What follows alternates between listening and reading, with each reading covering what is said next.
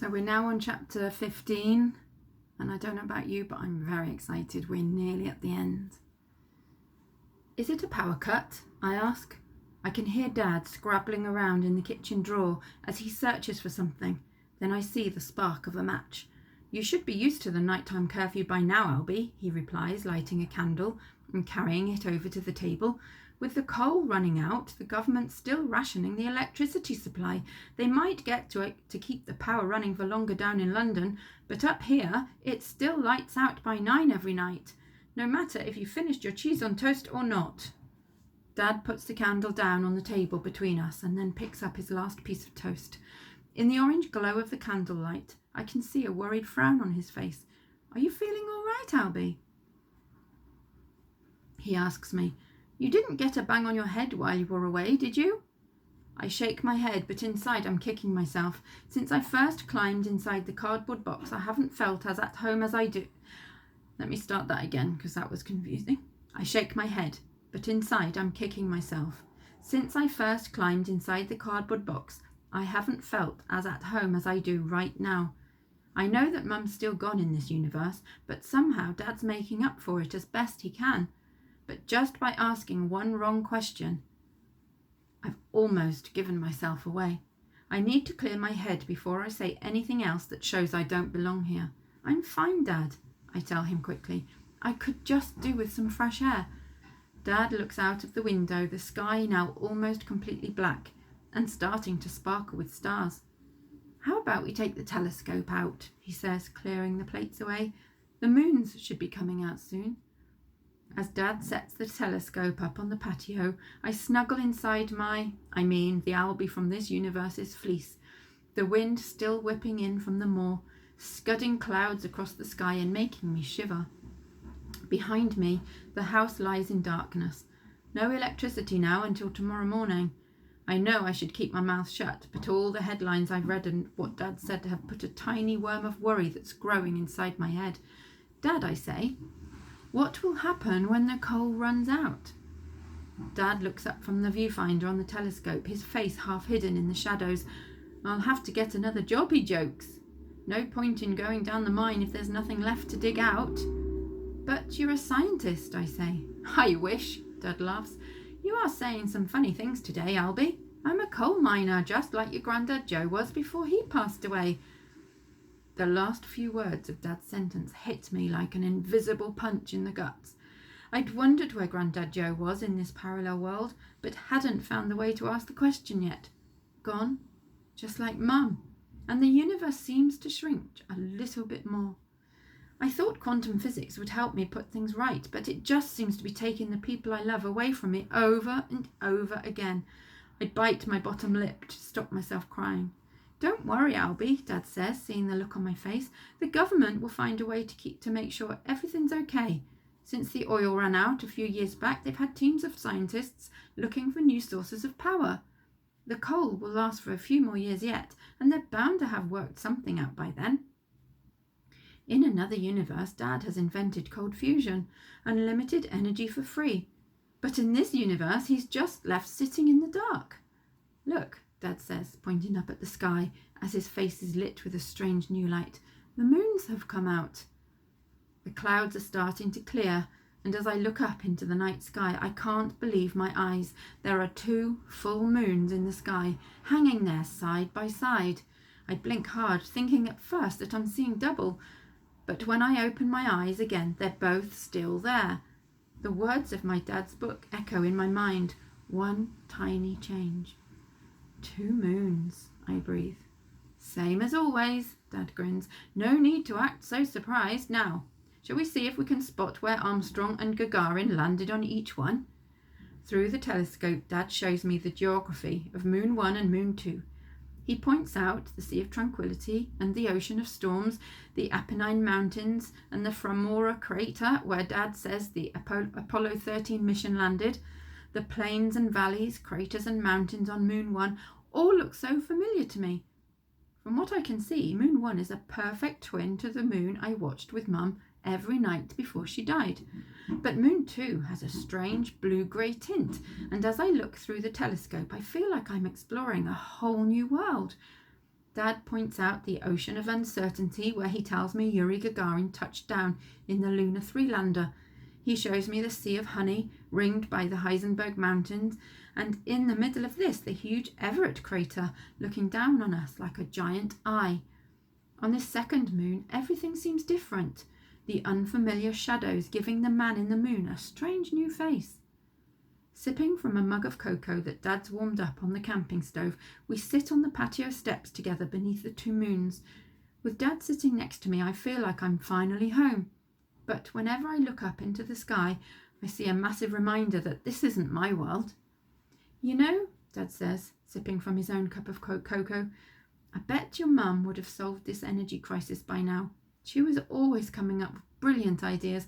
When you were a baby, we used to take you out for walks on the moors to get you to go to sleep. And while we were walking, we'd chat about what we could do if the coal ever ran out. You'd be there in your buggy, your little toy windmill turning madly in the breeze, and your mum and me used to think up all these crazy schemes. Once, I had the idea of building a chain of windmills stretching across the moor. I thought we could use the power of the wind to provide the energy that Clackthorpe would need to make its own electricity. I know it sounds like wishful thinking, but your mum thought it might just work. Dad drains his cup of cocoa and then lets out a weary sigh. But then she got ill, and there wasn't any time for us to chase after such stupid dreams. I look up at Dad, the twin moons illuminating the sadness in his eyes as he stares up into the darkness. In another world, he's a scientist. In another universe, he's saved the world, and now he has the chance to do the same here. Why don't we try to make it now, I ask.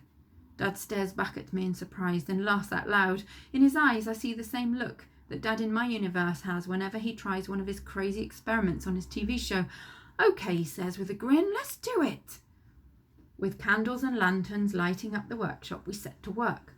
Dad's taken the alternator out of Grandad Joe's old Ford car, and it's now sitting on the workbench waiting to be transformed into the generator for the wind turbine. I'm busy removing the back wheel and gears from my bike and hoping that the Albie in this universe won't mind when he finds out. On the workbench, Dad's screwing together the windmill blades that he's made out of the Venetian blinds that were hanging in the kitchen. He's cut these down to size, twisting them, screwing the slats together to give each blade extra strength. As he finishes the last one, he steps over to help me pull the back wheel free, lifting it up onto the workbench, ready to fix the windmill blades into place. So you really think this is going to work? He asks me. I nod my head excitedly as Dad starts to bolt each of the blades to the back wheel.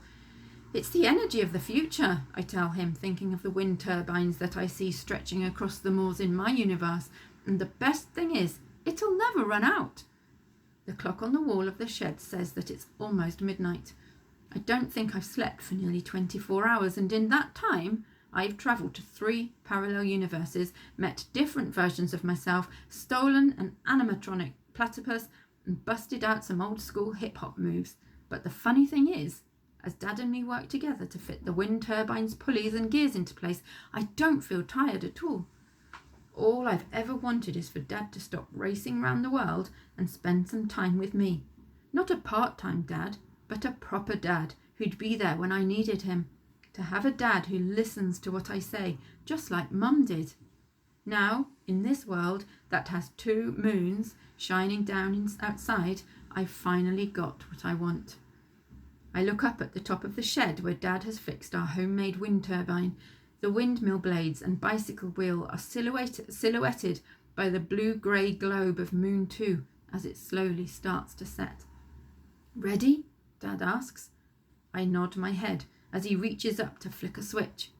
As the windmill blades turn and the bike wheel spins, the fairy lights we've hung everywhere suddenly light up the garden, instantly turning night into day. It works, Dad says, shaking his head in wonder. Your mum always said it would.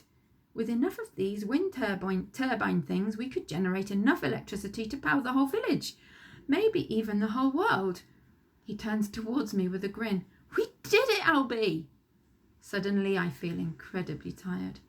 I want to tell Dad how happy I am, but all that comes out when I open my mouth is a massive yawn. Come on, Dad says, putting his arm round my shoulder. That's enough saving the world for one night.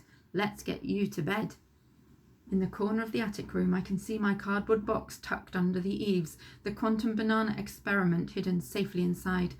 I sit down on the edge of the bed, barely able to keep my eyes open anymore. Straight to sleep now, Albie, Dad says, standing in the doorway. We'll have plenty of time to work out what to do with our invention tomorrow. Maybe we can go down to London and show it to the government scientists who are working on the energy crisis. Let them know that we found a possible solution at last. That sounds great, Dad, I tell him, fighting back another yawn. It's been a brilliant day. Dad smiles. Your mum was right, he says. When we stick together, we can do anything. Then he quietly closes the bedroom door, leaving me alone in the dark. I sit there for a second, staring up at the twin moons through the skylight. I know the Albie in this universe is due back from his school trip tomorrow. I should get off the bed and climb inside my cardboard box, but I'm just too tired and I can't stop myself from lying down. I just need to rest my eyes for a minute. Dad, I'm home. The sound of my own voice coming up the stairs wakes me up out of the deepest sleep I've ever known. For a second, I don't know where I am. Then I see the post of the solar system hanging above my head, 2 moons in orbit around the planet Earth. Now I remember, this isn't my bedroom. This isn't even my universe. Dad's voice floats up the stairs in reply. Albie, he says, and I can hear the surprise in his voice from here. I didn't expect to see you up so early after we had such a late night. I've just been out in the garden to check on the wind turbine. It's still working. The wind what? I jump off the bed, scrambling towards the cardboard box that's tucked under the eaves. I can't stay here any longer. That's not my dad downstairs. I've only had him on loan. I climb inside the box, pulling my knees up to my chest to fit inside, and close the flaps behind me. In the corner, Mum's laptop is still working away silently, a blur of zeros and ones scrolling across the screen. A handful of feathers are scattered across this keyboard, and I quickly check that the Geiger counter and quantum entangler are still connected as I hear the sound of footsteps coming up the stairs. I grab hold of the banana, feeling it squidge beneath my fingers.